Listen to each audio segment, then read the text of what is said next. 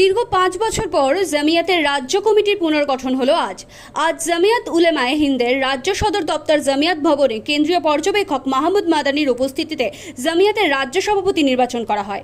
রাজ্যের সমস্ত জেলা থেকে প্রায় 500 জন প্রতিনিধি নিয়ে আজকে নতুন করে পুনরায় জামিয়াতের সভাপতি নির্বাচিত হন সিদ্দিকুল্লাহ চৌধুরী পুনরায় জামিয়াতের সভাপতি হয়ে কি বলছেন শুনবো।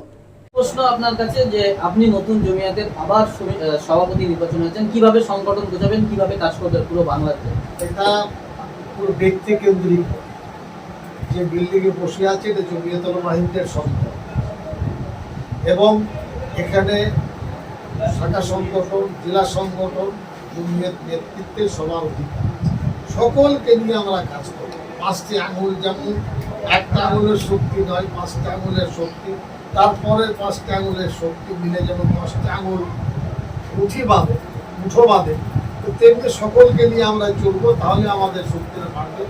আমি নিজে কোনো শক্তির ব্যাপারে বড়াই করি না, বড়াই করলে এই জায়গায় থাকতে পারতাম না, আল্লাহ অসন্তুষ্ট। সবাই নিয়ে চলবো, এটা আমাদের চিন্তা।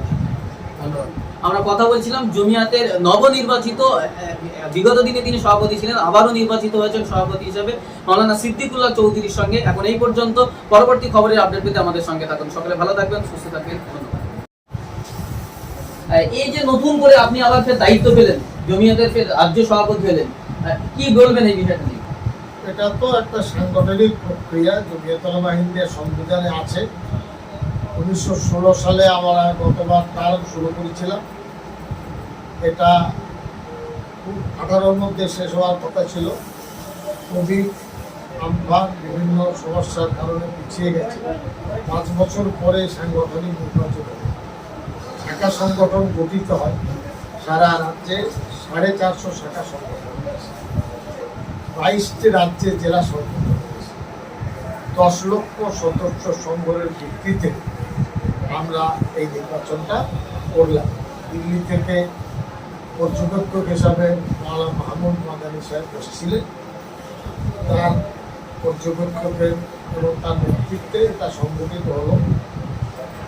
আমাদের বক্তব্য, এটা যদিও মুসলিম সংগঠন কিন্তু অত্যন্ত সেকুলার, অত্যন্ত উজ্জ্বল ভাবমূর্তি, অতীত, বর্তমান এবং ভবিষ্যৎ 3টি বিষয় নিয়ে একটা জায়গা আমাদের মধ্যে আছে।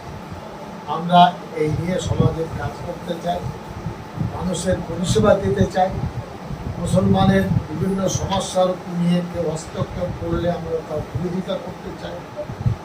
আইটি সেল গঠনের মাধ্যমে আমরা মানুষকে গঠনমূলকভাবে বিভিন্ন প্রশ্নের উত্তর দিই এবং সুস্বাস্থ্য জীবনযাপনের জন্য জমিয়ত উলামায়ের প্রয়োজন আছে।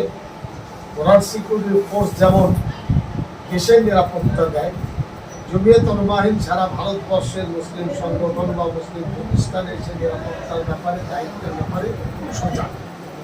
Bureau report, NBTV।